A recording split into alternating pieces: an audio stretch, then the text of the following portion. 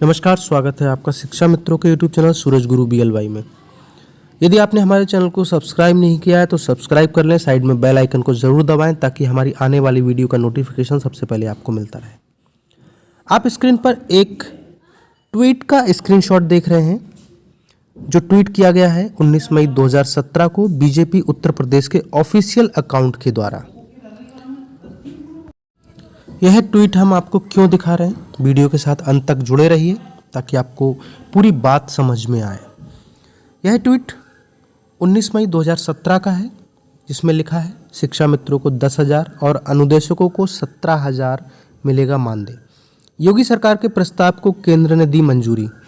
इसमें माननीय मुख्यमंत्री जी के फोटो के साथ लिखा हुआ है, इसमें लिखा है प्रदेश की योगी सरकार के प्रस्ताव को केंद्र ने दी मंजूरी। शिक्षा मित्रों को 10,000 और अनुदेशकों को 17,000 मिलेगा मानदेय।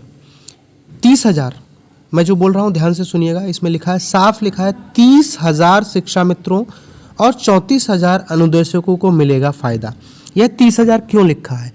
क्योंकि 2017 के दौरान 1,37,000 शिक्षा मित्रों का समायोजन पूर्व की सरकार अखिलेश यादव जी की सरकार ने समायोजन कर दिया गया था, जिसमें 1,37,000 शिक्षा मित्रों का समायोजन हो चुका था। केवल 30,000 शिक्षा मित्र ऐसे बचे थे जो उस समय BTC कर रहे थे या किसी कारणवश उनका समायोजन नहीं हो पाया था। वो 30,000 थे और उनके मानदेय के प्रस्ताव को केंद्र सरकार को भेजा था। 10,000 रुपये उनका मानदेय किया जाना था, जिसकी मंजूरी मिल गई थी 30,000 केवल शिक्षा मित्रों को 10,000 मानदेय करने के लिए।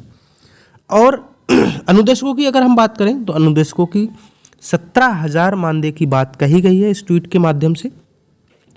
लेकिन आपको मैं बताऊं वर्तमान स्थिति, क्योंकि हम पर यह लागू है और हम इस मानदेय के साथ अपना जीवन यापन कर रहे हैं, चाहे वे अनुदेशक हों चाहे शिक्षा मित्र हों।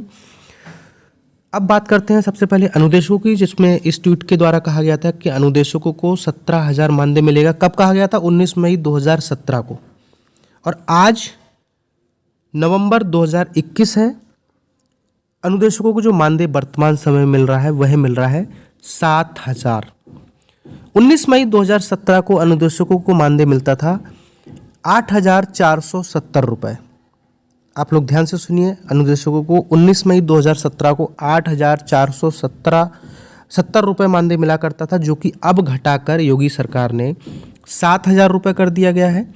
और योगी सरकार लगातार बात कर रही है कि हम संविदा कर्मचारियों को स्थायी करेंगे, संविदा कर्मचारियों को सम्मान देंगे, बड़ी बड़ी बातें, क्योंकि 2021 खत्म होने को है और 2022 आने को। 2022 में उत्तर प्रदेश का विधानसभा चुनाव होने को है और सत्ता किसके हाथ में होगी ये भविष्य बताएगा।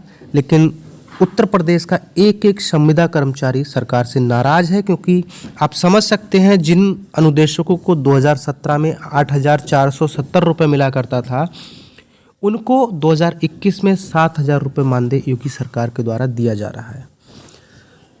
जिनको 8,400 मिला करता था उनका घटाकर 7,000 कर दिया गया। और सबसे बड़ी बात यह है कि अनुदेशकों की मानदेय से कुछ पैसे की रिकवरी भी की गई थी। हमारे एक साथी अनुदेशक के द्वारा बताया गया कि लगभग 13,000 के करीब उनके मानदेय से रिकवरी कर ली गई जब मानदेय घटाया गया। अब बात करते हैं 30,000 शिक्षा मित्रों की, जिनको कहा गया था कि 10,000 मानदेय मिलेगा। केवल 30,000 शिक्षा मित्रों, क्योंकि 1,37,000 शिक्षा मित्रों का समायोजन हो चुका था।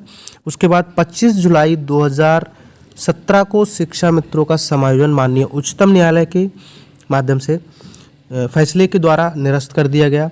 शिक्षा मित्रों का जब समायोजन निरस्त हुआ और जो सहायक अध्यापक बन चुके थे उनका जब समायोजन निरस्त हुआ तो वे पुनः शिक्षा मित्र के पद पर आ गए। अब बात ये करते हैं कि जब 30,000 शिक्षा मित्रों के प्रस्ताव को केंद्र ने मंजूरी दी थी, फिर 1,72,000 शिक्षा मित्रों को 10,000 मानदेय योगी सरकार दे रही है। उनके प्रस्ताव की कहाँ से मंजूरी मिली? दूसरी चीज़ यह है, माननीय उच्चतम न्यायालय के फैसले में शिक्षा मित्रों को 2 चांस दिए गए थे आगामी भर्ती में 25 नंबर के भारांक के साथ।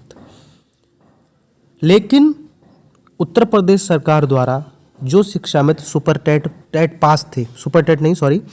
पास थे, उन शिक्षा मित्रों को किसी तरह से वो भर्ती ना हो पाए। यही कहा जाए क्योंकि हम लोगों पर बीती है, हम लोगों ने उस पीड़ा को, उस शोषण को झेला है।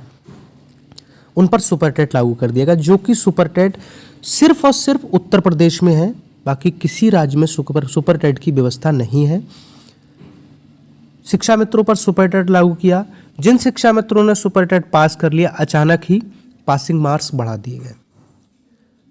69,000 में जो भर्ती हुई, दूसरी जो भर्ती हुई शिक्षक की, उसमें पासिंग मार्क्स कर दिया गया 90 और 97, जबकि पहले 60 और 65 रही थी, वो बढ़ा के 90-97 कर दी, क्योंकि ज़्यादातर शिक्षा मित्र पास हो चुके थे 60-65 पर। अचानक ही परीक्षा के बाद मेरिट को बढ़ा दिया गया, किसी तरह से शिक्षा मित्रों को नौकरी ना मिल पाए। यह शोषण नहीं तो और क्या है। दूसरी बात यह है कि 25 नंबर के भारांक देने की बात कही, और सुपर टेट की परीक्षा में कहीं भी शिक्षा मित्रों को भारांक नहीं दिया गया। हम तो भारांक यही समझते आए हैं आज तक, जैसे हाई स्कूल में करते हैं। हाई स्कूल में अगर 25 नंबर किसी के आते हैं और उसको 8 नंबर का भारांक मिलता है, तो 8 नंबर जोड़ के उसके 33 कर दिए जाते थे और उसको पास कर दिया जाता था। लेकिन ऐसा शिक्षा मित्रों के साथ नहीं हुआ। जिन शिक्षा मित्रों को परीक्षा में सुपर टेट में 90 लाने थे, तो उसने 90 लाए, तभी वो पास माना गया, वरना वो पास नहीं माना गया।